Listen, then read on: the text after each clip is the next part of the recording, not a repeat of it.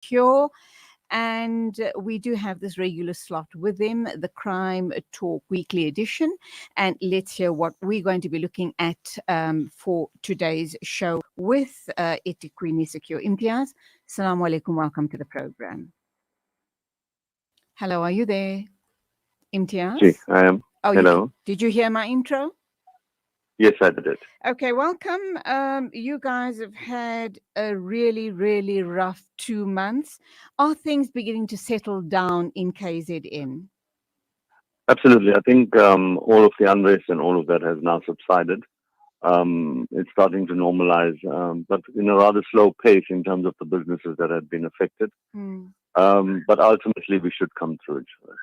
Inshallah, Ameen.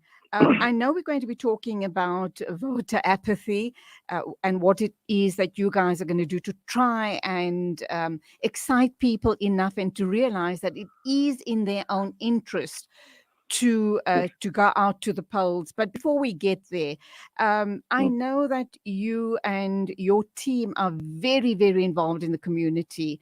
What else can you tell us about how people are picking up the pieces, what they're doing, how they, joining forces to get back up onto their feet again? I think the mobilization of communities across the board, and when I say this, I mean of all religions, all races, everybody. I think through this unrest, it's brought a lot of unity and a clear understanding that we need to move together as one, right? And we've been called. I mean, my diary is like extensively full all day long to go to a meeting either in Durban North or in Mhlanga or, I mean, when last 2 weeks ago I was in Johannesburg, speaking about the thing. And wherever we go, the rhetoric is the same. It's about how do we get together? How do we protect ourselves? What do we do? How do we get involved? And I think that community mobilization, irrespective of what you are doing, is very, very important because there is no wrong answer. As long as you mobilize united, many minds make for good things, So ultimately, it's just about people getting together, understanding their problems, understanding the situations, and then trying to find solutions from within themselves as to how to resolve them. And that's very important. Imtiaz, you would agree with me that now, more than ever before, it is absolutely crucial that people get involved and form community forums. They play a huge Absolutely. role. They play a huge role in the protection of their respective communities. I think there's a great misunderstanding in terms of exactly what it is we do. I think first and foremost, let us start by saying that safety and security is priority amongst, outside of everything else. But it's also the collective of everything. So it's about outreach, social cohesion, upliftment, empowerment, but it's also about service delivery and rates and all of those things. Now, there has to be a political standpoint and political will to bring change to communities.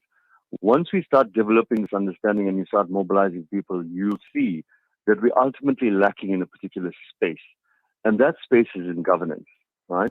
We are saying, and a very simple thing, I think it's more or less about 18 to 20,000 people that vote per 111 wards in eThekwini.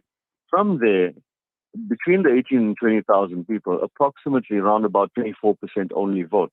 So the questions we're raising is how do 100% of the people that pay rates allow 24% of the people decide how those rates are spent and where it's spent? These are the questions we're asking now because we've now mobilized and we're speaking in forums and we're discussing things and we're trying to get an understanding of where we are lacking and why we are lacking in those spaces.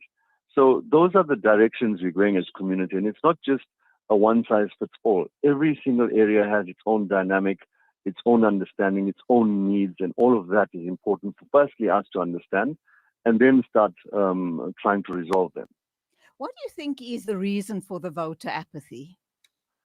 I think, people have just said, it doesn't make a difference. It's not going to make a difference. My vote's not going to make a difference. And I think it's very important for us to understand that if you keep on saying that, and every single person around you says the same thing, we're now going to end up in a situation where the entire electoral system and the space of governance within our country would be one-sided because there would be only a particular grouping of people that would understand the importance of voting, and the rest of us will not, I wouldn't say be left out, but would be unaware of exactly how things are happening and what's going on. So I think in order to bring transparency and to bring things to the fore, it's important for you to be sitting in those seats where difference and change is made. You're very, very passionate about this issue. I know we've talked about it over and over again, and rightly so. What are you Absolutely. going to do, Imtiaz, to get people excited and interested enough to go out to the polls and vote? Because and I think the bottom line here is that it has a direct impact on their pockets, and they're not seeing that. Absolutely. So that's what we're planning to showcase. We're planning to showcase to say that why do we have a 14.5% increase in electricity? Let's try and get an understanding, you know. Why do we have a 8.5% increase in water and sanitation? Why do we need 128 billion rand in order to replace the water infrastructure within the municipality? Why is 52% of our water wasted within the municipality? And ultimately, once we direct that and we progress it for you to understand how does it affect you in terms of your consolidated bill and what you pay towards the municipality, then you'll get a clear understanding. Because we're quite frankly, I mean, let's be honest, the only time people really become interested in something is when you tell them they need to pay for it and they're not getting it. Mm. I mean, how do you expect any service provider of your cell phone network to be telling you that you need to pay 100 rand a month for 100 minutes of airtime, and they only give you 50 minutes, and they still expect you to pay 100 rand? So those are the things we want to bring to the fore. We want to get clear, transparent understanding from municipalities as to exactly what they are supposed to be delivering in terms of what they are charging us, and therefore we should be moving forward in that direction. And it must be clear, there is a paid-for service within the city, and there is a non-paid-for service within the city, rightfully so, and we don't have an issue with that. But we're saying if there's a paid-for service, then it needs to be a paid-for service, and it needs to be treated that way. Do you think that part of the apathy is because of poor service delivery? And people just kind of just give up in frustration and feel that it's not going to make a difference? Let me turn that around. The reason for poor service delivery is because of voter apathy. Okay. If you don't vote, then don't expect services to be delivered because you didn't nominate people from within your community that you know that can represent you and bring change. And we plan to do that by forming ratepayer associations across the city per voting district. Mm-hmm. So it gives you direct line of sight in terms of what you want, what you're expecting, and how you expect that to be delivered. And those things need to be transparent. And whoever your council is, no matter what party they come from, and yes, we do have our own party. We plan to push our activists forward. We have registered. All of that's done, right? Mm-hmm. And we're running for something like 63 wards within the municipality. Mm-hmm. However, even if it's not our councillor, all we're saying is that the councillors need to be in touch and on the ground with the communities they represent. Absolutely. And they need to take those messages through, pass them on to municipality, and give feedback to those communities. That's the job of a councillor in our understanding. We believe that councillors shouldn't be standing in front of potholes and checking on pipe leaks and doing all of that. Those things should be autonomous. The city is supposed to run like an autonomous business. You report something, it's broken, someone comes out, they fix it. Why do we always have to have councillor intervention in order to do that? Okay. So those are the different aspects we're looking at. All right. We have a call online. Let's hear what's on the caller's mind. Assalamu alaikum. Absolutely. Welcome. Caller, are you there? Caller, are you there? Let's try one more time. Assalamu alaikum, caller. You're on the line. Please go ahead. We'll give it one more try. Is our caller online? Assalamu alaikum. Hello.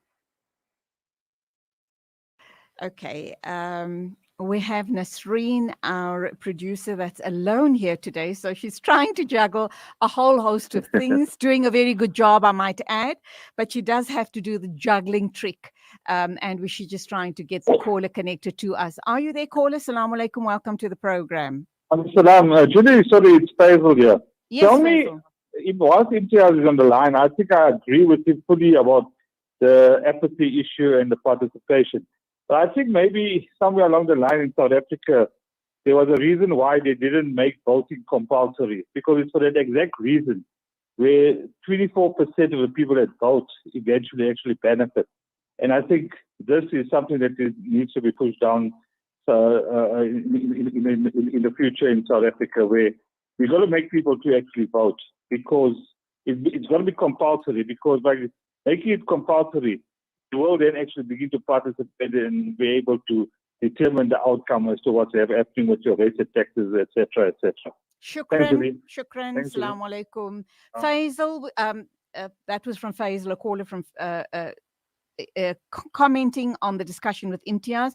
And Imtiaz, we're going to have to leave it there. We can pick up on that thread in next week's slot, if you don't mind.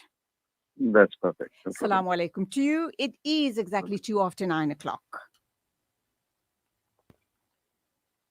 There was so much on my mind in my